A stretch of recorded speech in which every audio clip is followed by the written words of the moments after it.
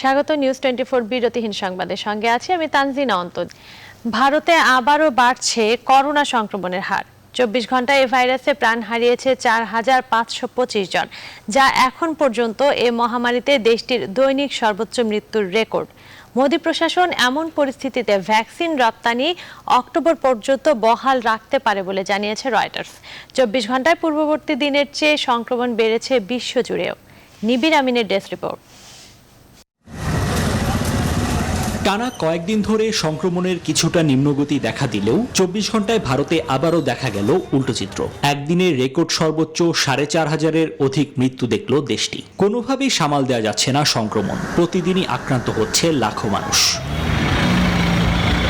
এমন পরিস্থিতিতে দেশে ভ্যাকসিন স্বল্পতার কারণে টিকা রপ্তানিতে নিষেধাজ্ঞার মেয়াদ বাড়ানোর পথে হাঁটছে মোদি প্রশাসন। আগামী অক্টোবর পর্যন্ত বাড়তে পারে এ নিষেধাজ্ঞার মেয়াদ, জানিয়েছে রয়টার্স। আর টিকার অপচয় বন্ধ করতে স্থানীয়ভাবে যা প্রয়োজন জেলা শাসকদের তা করতে হবে। ভারতের 8 রাজ্যের মোট 46 জেলার শাসকদের উদ্দেশ্যে এ নির্দেশনা দিয়েছেন প্রধানমন্ত্রী নরেন্দ্র মোদী। 24 ঘন্টায় ভয়াবহভাবে সংক্রমণ বেড়েছে লাতিন আমেরিকার ব্রাজিলেও। একদিন এই দেশটিতে 74,000-এর বেশি আক্রান্ত ও 2,500 শতাধিক মৃত্যু হয়েছে। সংক্রমণ কিছুটা বাড়তে দেখা গেছে যুক্তরাষ্ট্রেও। করোনা ঠেকাতে মঙ্গলবার 12 থেকে 15 বছর বয়সীদের দেহেও ফাইজার বায়োএনটেকের করোনা ভ্যাকসিন প্রয়োগের অনুমোদন দিয়েছে সিঙ্গাপুর। উন্নয়নশীল দেশগুলোকে প্রাপ্য ভ্যাকসিন দিতে চীন অবদান রাখবে বলে মঙ্গলবার জানিয়েছে জিনপিং প্রশাসন। এখন পর্যন্ত ভাইরাসটি থেকে সুস্থ হয়েছে 14,50,00,000-এর বেশি মানুষ। নিবির আমিন, নিউজ 24।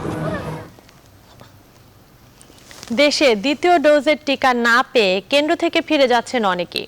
রাজধানীর বেশ কিছু কেন্দ্রে আসা মানুষের অভিযোগ, SMS পাওয়ার পরও টিকা পাচ্ছেন না তারা। বলছেন টিকা না থাকলে সেটিও জানানো হচ্ছে না। তবে কিছু কেন্দ্রে এখনো চলছে টিকাদান, তাও শেষ পর্যায়ে। দ্বিতীয় ডোজের টিকা কবে পাওয়া যাবে তা এখনো জানেন না নীতি নির্ধারকরা।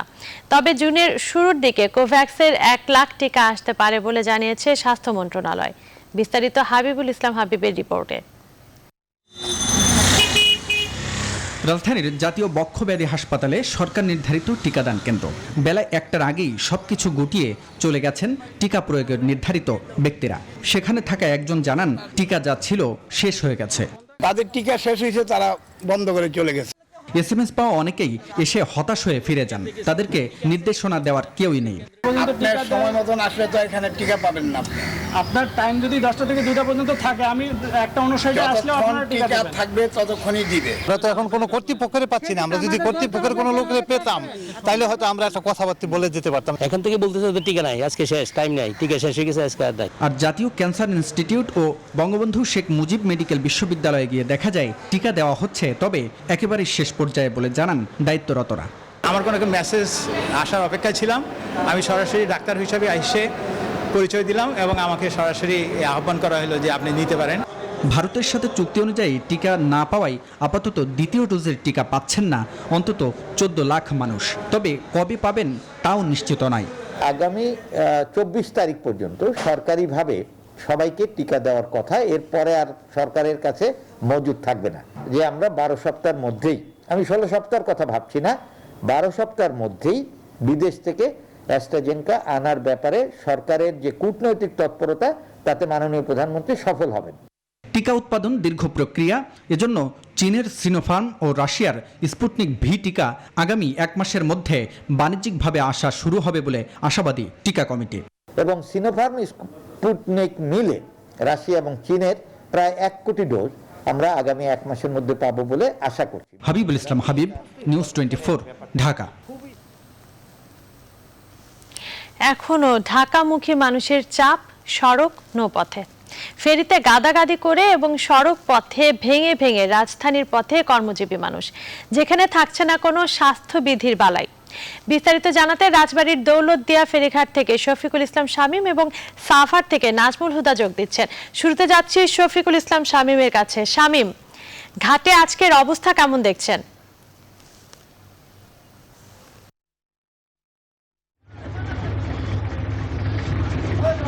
ধন্যবাদ।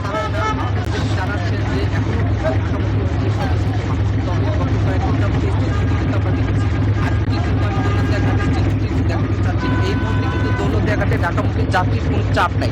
দৌলতদিয়া ঘাটে কিন্তু কয়েকটি ফেরি যাত্রীদের অপেক্ষায় আছে, তবে যাত্রীদের আমরা কোনো চাপ দেখতে পাচ্ছি না। তবে বিআরডব্লিউটিসির কর্তৃপক্ষের সাথে কথা বলেছে, তারা জানিয়েছেন যে গত কয়েকদিনই যাবৎ সকালবেলা যাত্রীর চাপ না থাকলেও কিন্তু বেলা বাড়ার সাথে সাথে এই চাপটি বৃদ্ধি পায়। গত কয়েকদিনই কিন্তু সেই চিত্রটি আমরা দেখতে পেয়েছি যে দৌলতদিয়া ঘাটে কিন্তু যাত্রীদের প্রচণ্ড ভিড় আমরা দেখতে পাচ্ছি বেলা বাড়ার সাথে সাথে। গতকাল সন্ধ্যা পর্যন্ত কিন্তু দৌলতদিয়া ঘাটে যাত্রীদের প্রচণ্ড চাপ ছিল ঢাকামুখী। তবে আজ সকালবেলা থেকে আমি দৌলতদিয়া ফেরিঘাটে রয়েছি। দৌলতদিয়া কিন্তু 4টি পল্টুন রয়েছে, এই 4টি পল্টুনে কিন্তু দেখা যাচ্ছে যে যাত্রীদের এখন পর্যন্ত কোনো চাপ আমরা দেখতে পাচ্ছি না। তবে হালকা হালকা যাত্রীরা যাচ্ছে, যে সকল যাত্রীরা আসছে তাদের সাথে আমরা কথা বলেছি, তারা কিন্তু আমাদেরকে জানিয়েছেন যে রাস্তায় কিন্তু গণপরিবহন না থাকার কারণে তাদের কিন্তু চরম দুর্ভোগ পোহাতে হয়েছে। ভেঙে ভেঙে কিন্তু তারা ছোট ছোট যানবাহনে কিন্তু তারা গন্তব্য স্থানে যাওয়ার জন্য চেষ্টা করছে। তবে সকাল থেকে কিন্তু এই বিষয়টিও আমরা লক্ষণীয় করছি যে প্রাইভেট কার মাইক্রোবাসেরও কিন্তু সেই চাপটি আমরা দেখতে পাচ্ছি না। তবে বেলা বাড়ার সাথে সাথে প্রাইভেট কার মাইক্রোবাসেরও চাপ কিন্তু থাকতে পারে। তবে ঢাকায় থেকে এখনও কিন্তু অনেক যাত্রী প্লাস প্রাইভেট কার মাইক্রোবাস কিন্তু আসতেছে। তো আমি এই বিষয়টি কিন্তু লক্ষণীয়ভাবে দেখতে পাচ্ছি। তবে অনেকেই কিন্তু এখনো স্বীকার করে গন্তব্যস্থানে যাওয়ার চেষ্টা করছে। এই ছিল আমার কাছে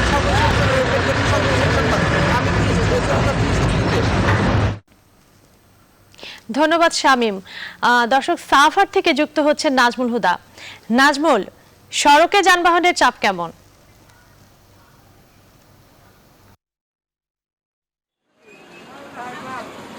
ধন্যবাদ তানজিন আপনাকে। আপনি যেমনটি বলছিলেন, এই মুহূর্তে রয়েছে আমি ঢাকার ইচ্ছা মহাসড়কের আমিন বাজারে। আমিন বাজার কিন্তু আপনি অসংখ্য মানুষ আপনি দেখছেন যে এখনো লোকজন কিন্তু আপনি দেখছেন যে স্রোতের মতো কিন্তু রাজধানীমুখী হচ্ছে এবং ঈদে ঘরে ফেরা মানুষগুলি এখন রাজধানী প্রবেশমুখে এবং যার যার কর্মস্থলে তারা কিন্তু আসলে চলছে। এবং এছাড়াও আপনি বলছিলেন যে গাড়ির কথা বলছিলেন, গাড়ির কিন্তু প্রচুর গাড়ি রয়েছে এবং সেখানে কিন্তু যে দূরপাল্লা গাড়িগুলি আছে এবং ঢাকা জেলার, এবং তাদের মুখে আসলে মাস্ক অনেকের মুখে আছে, অনেকের মুখে মাস্ক নেই এবং স্বাস্থ্যবিধি মেনে কিন্তু তারা আসলে চলছে না। আপনি সেই ক্ষেত্রে যদি বলা হয় যে কতটা স্বাস্থ্যবিধি মানছে এবং গাদাগাদি করে এবং প্রতিযোগিতামূলকভাবেই কিন্তু তারা ঢাকায় ফিরছে এবং অসংখ্য মানুষ কিন্তু আসছে এবং তারা কিন্তু এখন বাড়ি ফিরছে এবং অনেকেই কিন্তু আপনারা দেখছেন যে যেভাবে পারছে ভেঙে ভেঙে আসছে এবং কিছু দূরপাল্লা পরিবহনও দেখা যাচ্ছে যে দূরপাল্লা পরিবহনও চলছে। পাশাপাশি আপনার যে পরিবহনগুলি রয়েছে, যে ঢাকায় যেসব গাড়িগুলি Kalabagan, science laboratory, Shahbag, press club, Gulistan, Sadarghat, যেসব গাড়ি সিটিং গাড়িগুলি আছে সেসব সিটিং সার্ভিস কিন্তু চলছে। এছাড়াও ঢাকা জেলার যেসব গাড়িগুলি রয়েছে সেসব গাড়িগুলি রয়েছে এবং সড়কে প্রচণ্ড যানজট রয়েছে এবং আপনাদের একটু দেখাতে চেষ্টা করছি যে দুই পাশে আসলে গাড়ি, সেই গাড়ির অবস্থাগুলি আপনারা দেখছেন যে এই মুহূর্তে আসলে গাড়িগুলি আপনারা দেখছেন যে কি পরিমাণ যাত্রীবাহী বাস রয়েছে, কি পরিমাণ গাড়ি রয়েছে এবং সড়ক জুড়েই কিন্তু আসলে গাড়িগুলি রয়েছে এবং দুই পাশেই আসলে দেখছেন যে অসংখ্য গাড়ি, মানে যান চলাচল কিন্তু মানে যানজটের সৃষ্টি হয়েছে এবং আপনি দেখছেন যে আপনাদের একটু ঘুরে ঘুরে দেখাতে চেষ্টা করব যে কি পরিমাণ গাড়িগুলি রয়েছে এবং আমি যারা আসলে একটু কথা বলতে চাই যে পরিবহনের অবস্থা সম্পর্কে একটু তাদেরকে একটু কথা বলতে চাই। কোথায় যাচ্ছেন? জি, কোথায় যাবেন আপনারা? আমরা এই পর্যন্তই, এরপর আর যাইতে দেয় না। এখন ওই পারে আমরা চেষ্টা করি যাওয়ার লেগে, কিন্তু যাইতে পারি না। এনে এসে যাত্রী নামাই দেই, অনেকে অনেক বকাবাজি করে, রাগারাগি করে, তারপরে অনেকে গালাগালি করে, কি করুম তাও। মাস্ক আছে কিন্তু মাস্কটা পরি নাই, আম খাইতেছিলাম এই কারণে। ধন্যবাদ আপনাকে। যেমনটি আসলে একজন চালক বলছে যে এইখানে আসলে তাদেরকে এখান থেকে নামিয়ে দিচ্ছে এবং প্রত্যেকটি জায়গা থেকেই আসলে ঘুরিয়ে দেওয়া হচ্ছে এবং অসংখ্য মানুষ আপনি দেখছেন। আমি একটু কথা বলি আপনাদের সাথে। কোথা থেকে আসলেন? কোথা থেকে আসলেন? রংপুর থেকে। হ্যাঁ, রংপুর থেকে। কোথায় যাবেন? যাবো মোহাম্মদপুর। কিভাবে আসলেন? আমি হয়ে আছি, ময়মনসিং হয়ে আছি, জামালপুর হয়ে ময়মনসিং হয়ে আছি। এরপরে এবার ওই ট্রাকে সিএনজিতে এরকম করে আসছি। ভেঙে ভেঙে আসছেন? জি জি। ধন্যবাদ আপনাকে। যেমনটি আসলে বলছিলেন যে একজন মানুষ কিন্তু আসলে বলছিলেন যে তারা ভেঙে ভেঙে আসছে এবং ভেঙে ভেঙে এসে কিন্তু আসলে তাদের যে ঈদ শেষ এবং ঈদের পরে যে কর্মস্থল সেই কর্মস্থলে ফেরার জন্য কিন্তু মানুষ আসছে।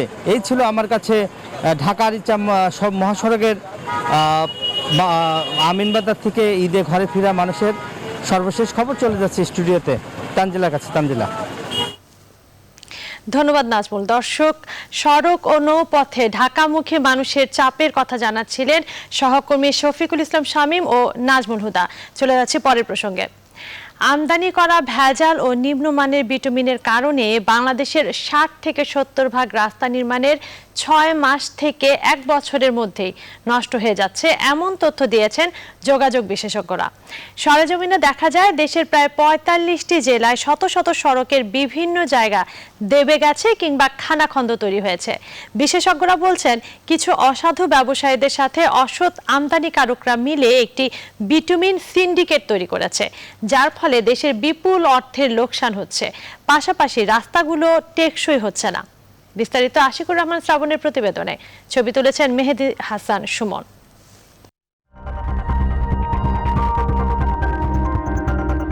বিটুমিন, প্রচলিত ভাষায় যাকে আমরা বলি পিচ, রাস্তা তৈরির একটি অপরিহার্য উপাদান এই পিচ বা বিটুমিন, যা রাস্তার উপরিভাগের পাথরকে আঁকড়ে ধরে থাকে।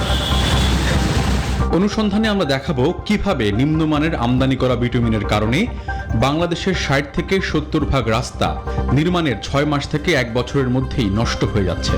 পাশাপাশি জানাবো কিছু অসাধু ব্যবসায়ীদের সাথে অসৎ আমদানিকারকরা মিলে একটি বিটুমিন সিন্ডিকেট তৈরি করেছে, যার ফলে দেশের বিপুল অর্থের লোকসান হচ্ছে, পাশাপাশি রাস্তাগুলো টেকসই হচ্ছে না।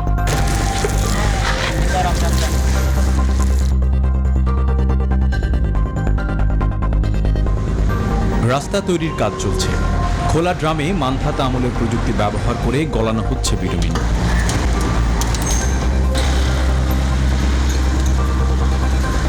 বিজ্ঞান বলছে বিটুমিনকে গরম করার আদর্শ তাপমাত্রা হলো সর্বোচ্চ 150 থেকে 170 ডিগ্রি সেলসিয়াস, কিন্তু এখানে আদর্শ তো দূরে থাক, তাপমাত্রা মাপারই ব্যবস্থা নেই। ইনগ্রেডিয়েন্টগুলি মিক্স করার সময় টেম্পারেচার কত থাকবে, ট্রাকে তোলার সময় টেম্পারেচার কত হবে, কন্ট্রাক্টর একটা কমার্শিয়াল এন্টিটি, সে সেটাকে কম্প্রোমাইজ করবে। এই কারণেও কিন্তু আমরা রাস্তাটাকে টেকসই করতে পারি না। এবার চোখ রাখা বিটুমিনের ড্রামগুলোর দিকে। ভালো করে খেয়াল করলে দেখা যায় এগুলো সবই আমদানি করা বিটুমিন। তবে কিছু অসাধু ঠিকাদার একটি কৌশল ব্যবহার করে। তারা দেশে তৈরি ইস্টার্ন রিফাইনারির কয়েকটি ড্রাম সামনে রাখে, আর পেছনের সবই হলো কম দামে আমদানি করা নিম্নমানের বিটুমিন। সরেজমিনে দেখা যায় আমদানি করা নিম্নমানের বিটুমিন দিয়ে তৈরি রাস্তাগুলোর আয়ু বড়জোর 1 বছর বা তারও কম। সেখানে রাস্তা ব্যবহারকারীদের দুর্ভোগ নিত্যদিনের। রাস্তা ঠিক করার 2-1 দিন পরে যে এই অবস্থা, কোটি কোটি টাকা খরচ করা হয়েছে। পিচ দেয় নাই, ভালো পাথর দেয় নাই, এই কারণে রাস্তাটা ভাঙিয়ে গেছে। গত 1 বছর উর্ধে 1.5 বছরের বেশি যায় না। যে আমাদের হয়তো বা বিটুমিনটা ভালো মানের বিটুমিন দেওয়া হচ্ছে না বা পরিমাণ মতো বিটুমিন দিচ্ছে না, যার কারণে কিছুদিন পরে আগের বেহাল দশায় চলে যায়। এতে জনদুর্ভোগ আমাদেরই হয়। বিশেষজ্ঞরা বলছেন নিম্নমানের আমদানি নির্ভর বিটুমিন ব্যবহারে রাষ্ট্রের ত্রিমুখী ক্ষতি হচ্ছে। 1, বৈদেশিক মুদ্রার অপচয়, 2, টেকসই উন্নয়ন হচ্ছে না, আর 3, কিছু অসাধু ঠিকাদার আর অসৎ ব্যবসায়ীদের সিন্ডিকেট ভাঙা যাচ্ছে না। প্রধান কারণ হলো বিটুমিনের সাথে পাথরের যে বন্ডিং বা লেগে থাকার যে প্রবণতা, সেটা নষ্ট হয়ে যাচ্ছে। নষ্ট হয়ে যাওয়ার পিছনে আমরা বিটুমিনের খারাপ কোয়ালিটি এটাকেই প্রধানত দায়ী করি। আমদানিকৃত বিটুমিনে প্রথমত অনেকদিন শিপে থাকে, উৎপাদন উৎস আমরা কেউ বলতে পারি না, ফলে এদের কোয়ালিটি আমার সবসময় আকাশ পাতাল পার্থক্য হয়। এমন একটা শিপ থেকে আমি বিটুমিন নিচ্ছি যেই শিপটা 3-4 মাস সাগরে ভাসছে, সেখানে শিপের স্লাজ, শিপের অয়েল, ইঞ্জিন অয়েল সেগুলো মিশানো হচ্ছে, গাড়ির ইঞ্জিন অয়েল মিশানো হচ্ছে। বিশেষজ্ঞদের পরামর্শ, টেকসই সড়ক উন্নয়ন করতে হলে দেশীয় ভালো মানের বিটুমিন ব্যবহারের পাশাপাশি নির্মাণ কাজে তদারকি বাড়াতে হবে। বর্ষা আসলে ভয়ঙ্কর রূপ নেয় চট্টগ্রামের পাহাড়। স্থানীয় প্রভাবশালীদের ছত্রছায়ায় তবুও চট্টগ্রামের ৩০টি পাহাড়ে ঝুঁকিতে বসবাস করছে ৪ লাখের বেশি মানুষ। আবারও পাহাড় ধসে প্রাণহানির আশঙ্কায় ঝুঁকিতে বসবাসকারীদের সরে যাওয়ার নির্দেশ পাহাড় ব্যবস্থাপনা কমিটি ও জেলা প্রশাসনের। নগর বিশ্লেষকরা বলছেন, প্রশাসনের ব্যর্থতায় দিন দিন বাড়ছে পাহাড়ে বসতি। মদদ দিচ্ছে প্রভাবশালীরা। আহাদুল ইসলাম বাবুর ক্যামেরায় চট্টগ্রাম থেকে নয়ন বড়ুয়া জয়ের রিপোর্ট। বিস্তারিত। আবারও বর্ষা শুরু। টানা বৃষ্টিতে চট্টগ্রামে জলাবদ্ধতার সাথে চলে আসে পাহাড় ধস নামে আরেকটি দুর্যোগ। প্রতি বছর পাহাড় ধসে মৃত্যুর মিছিল দীর্ঘ হলেও পাহাড়ের পাদদেশে ঝুঁকিপূর্ণ বসবাস বন্ধ হচ্ছে না। প্রভাবশালীদের ছত্র ছায়ায় চলছে বড় বাণিজ্য। তো আর ঘর বাড়ি নাই যে ভালো জায়গায় যে বসবাস করব, তাই ঝুঁকিপূর্ণতে থাকতে হচ্ছে আমাদের। তো ঝুঁকিপূর্ণ ঠিক আছে, কিন্তু এখানে আমাদের দাদার আমল থেকে এখানে মানুষ থাকতেছে। 10-12 বছর থাকে পাহাড়ের সাইডে 5,000 টাকা ভাড়া দিয়ে পাহাড় বিক্রি করে আঙ্গুল ফুলে কলা গাছ হয়েছেন কেউ কেউ। জমি হাত বদল হতে হতে চলে জীবন নিয়ে টাকার খেলা। পাহাড়ের পাদদেশে মানুষের জীবন নিয়ে ছিনিমিনি খেলে ঝুঁকিপূর্ণ বাসস্থান তৈরি করেছে মুনাফা করবে, আর আমার স্বাধীন দেশের প্রশাসন জনগণকে ঝুঁকিমুক্ত করার জন্য কোনো ব্যবস্থা নেবে না, এটি কোনো সভ্য দেশে প্রত্যাশা করা যায় না। এবং সেজন্য মনে করি এটি শুধু ব্যবস্থা গ্রহণ না, কঠোর ব্যবস্থা গ্রহণ করা প্রয়োজন। পাহাড় কাটা ও বসতি নির্মাণের ফলে বর্ষা আসলে ধস নামে। এই পর্যন্ত চট্টগ্রামের পাহাড় ধসে প্রাণ গেছে অন্তত 400-র কাছাকাছি। এবং আমরা মোটামুটি এখন প্রস্তুত নিয়ে আসি যে ইনশাল্লাহ, এবং মানুষকে বিশেষ করে এখন প্রচারণা করা উচিত তারা যাতে পাহাড়ের পাদদেশ থেকে সরে আসে যারা ঝুঁকিপূর্ণ অবস্থায় আছে। প্রতিনিয়ত কাঁপছে পাহাড়, উঠছে গড়, আর এই ঘরেই বসবাস করে নিম্ন আয়ের মানুষ। কারণ একটাই, আয় কম, তার কারণে ঝুঁকি জেনেও বসবাস করছে তারা। তাদেরও ইচ্ছে ভালো জায়গায় নিরাপদ স্থানে বসবাস করার। নয়ন বড়ুয়া জয়, নিউজ 24, চট্টগ্রাম। বাংলাদেশের মানুষের বজ্রপাত সম্পর্কে সচেতনতা না থাকায় মৃত্যু দিন দিন বাড়ছে। আর বজ্রপাত বৃদ্ধির কারণ তাপমাত্রা বৃদ্ধি, জানিয়েছেন ঢাকা বিশ্ববিদ্যালয়ের সাবেক ও বর্তমানে অস্ট্রেলিয়ার কার্টিন বিশ্ববিদ্যালয়ের অধ্যাপক আফরাফ দেওয়ান। গেল 20 বছর ধরে তিনি দেশের বজ্রপাত বিষয়ে গবেষণা করছেন। বিল্ডিং এর উপরে ওই আর্থিং এর কারণে সেখানে বজ্রপাতে মানুষ মারা যায় না, কিন্তু গ্রামে আর্থিং গুলি না থাকাতে আপনার বজ্রপাত মানুষের উপর সরাসরি আঘাত করে দেখেই সে সাথে সাথে মারা যায়। আর পানির পাশে অথবা কোনো লোহার পাশে বা কোনো গাছের নিচে দাঁড়ানোটা অবশ্যই উচিত না বজ্রপাতের সময়। কিন্তু আমাদের যে এই সচেতনতাগুলি না থাকার কারণে বজ্রপাতের মৃত্যুর পরিমাণ দিন দিন বাড়ছে। প্রথম আলো সাংবাদিক রোজিনা ইসলাম অবশ্যই ন্যায় বিচার পাবেন বলে আশ্বস্ত করেছেন আইনমন্ত্রী আনিসুল হক। মঙ্গলবার রাতে গুলশানে আইনমন্ত্রীর বাসায় দেখা করতে যান সাংবাদিকরা। এ সময় সাংবাদিক রোজিনাকে হেনস্থার বিষয়ে সুষ্ঠু তদন্ত ও দায়ীদের বিরুদ্ধে ব্যবস্থা নেওয়ার দাবি করেন প্রেস ক্লাবের সভাপতি ফরিদা ইয়াসমিন। আলোচিত বিষয়টি নিয়ে সাংবাদিকদের আশ্বস্ত করেন আইনমন্ত্রী। এরকম একটা ঘটনায় সরকার এবং সাংবাদিকদের সাথে দূরত্ব সৃষ্টি হোক, এরকম কোনো কাজ সরকার নিশ্চয়ই, এরকম যদি কোনো থাকে, সন্দেহ থাকে, সেটা দূরীকরণের জন্য সরকার চেষ্টা করবে। জামিনের শুনানি আদালত নিশ্চয়ই দেখবেন, আদালত সব কিছু বিবেচনা করবেন। আমিও প্রসিকিউশনকে মামলাটা খুঁটিয়ে দেখার জন্য বলব। ন্যায় বিচার অবশ্যই পাবেন, এইটুকু আমি আপনাদেরকে বলতে পারি। বায়োমেট্রিক পদ্ধতিতে সিম রেজিস্ট্রেশন প্রক্রিয়া প্রবর্তনের জন্য ওয়েসিস পুরস্কার 2021 অর্জন করেছে বাংলাদেশের টেলিযোগাযোগ নিয়ন্ত্রণ কমিশন বিটিআরসি। মঙ্গলবার বিকেলে আন্তর্জাতিক টেলিকমিউনিকেশন ইউনিয়ন আয়োজিত ভার্চুয়াল এক অনুষ্ঠানের মাধ্যমে এই পুরস্কার দেয়া হয়। ওয়েসিস ফোরামের প্রধান লক্ষ্য উন্নয়নশীল বিশ্বে ইন্টারনেট ব্যবহার বৃদ্ধি করে ধনী দরিদ্র দেশগুলোর মাঝে ডিজিটাল বিভাজন দূর করা। একই সঙ্গে সারা বিশ্বের সৃজনশীল উদ্ভাবনগুলো বিশ্বব্যাপী ছড়িয়ে দেওয়ার লক্ষ্যে নিরলসভাবে কাজ করছে এ ফোরাম। 2012 সাল থেকে পুরস্কার দিয়ে আসছে WDSIS কর্তৃপক্ষ, যাতে এ পর্যন্ত অংশ নিয়েছে 3 লাখেরও বেশি অংশীদার। ফিলিস্তিনের গাজায় অব্যাহত রয়েছে দখলদার ইসরায়েলের বর্বর হামলা। আন্তর্জাতিক আহ্বানকে উপেক্ষা করে মঙ্গলবারও গাজার অন্তত ৬৫ স্থানে বিমান হামলা চালিয়েছে তারা। এখন পর্যন্ত ৬৩ শিশু সহ ২১৮ জন ফিলিস্তিনির মৃত্যু হয়েছে। ইসরায়েলি বাহিনীর হামলায় ১৫০০-র বেশি ফিলিস্তিনি আহত হয়েছে। বাস্তুচ্যুত হয়েছে ৫২,০০০-এর অধিক।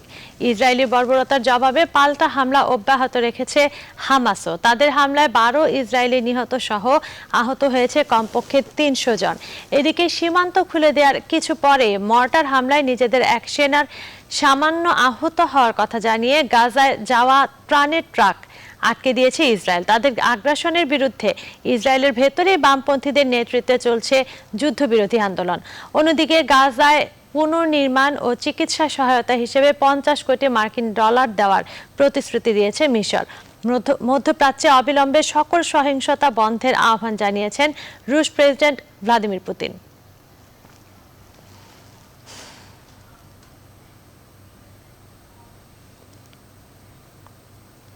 এবার ফার্স্ট সিকিউরিটি ইসলামী ব্যাংক অর্থ বাণিজ্যের সংবাদ। কুশিয়ায় একদিনের ব্যবধানে পেঁয়াজের দাম বেড়েছে কেজিতে ৫ টাকা। ব্যবসায়ীরা বলছেন, ঈদের ছুটি এবং ভুট্টা তোলা নিয়ে কৃষকরা ব্যস্ত থাকায় বাজারে পেঁয়াজের সরবরাহে ঘাটতি দেখা দিয়েছে। তবে অনেকেই আবার নতুন করে লকডাউন দেয়ায় ভারত থেকে পেঁয়াজ আমদানি বন্ধ থাকাকেও কারণ হিসেবে দেখছেন। কুষ্টিয়া থেকে জাহিদুজ্জামানের প্রতিবেদন। সোমবার পর্যন্ত কুষ্টিয়ার খুচরা বাজারে পেঁয়াজ বিক্রি হয়েছে ৩৫ টাকা কেজি। মঙ্গলবার তা এক লাফে বেড়ে দাঁড়ায় ৪০। হঠাৎ মূল্য বৃদ্ধিতে অসুবিধায় পড়ছেন নিম্ন ও মধ্য আয়ের মানুষ। পেঁয়াজের দাম তো ৪০ টাকা হওয়ার কথা, কম হওয়ার কথা, গরিব মানুষ খাবে কি?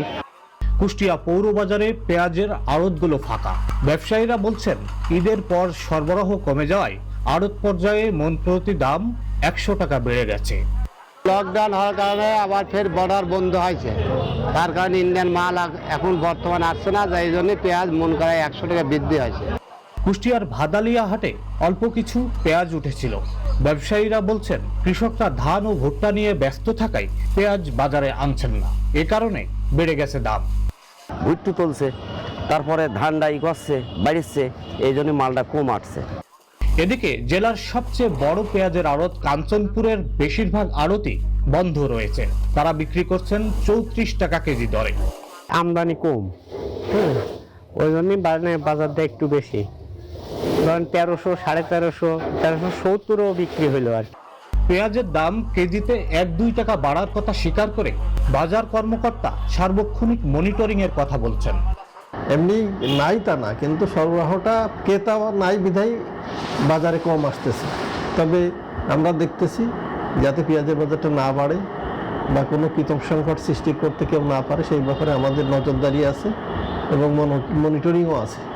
তবে এবছর পেঁয়াজের ভালো ফলন হয় দাম খুব বেশি বাড়বে না বলেও জানান তিনি।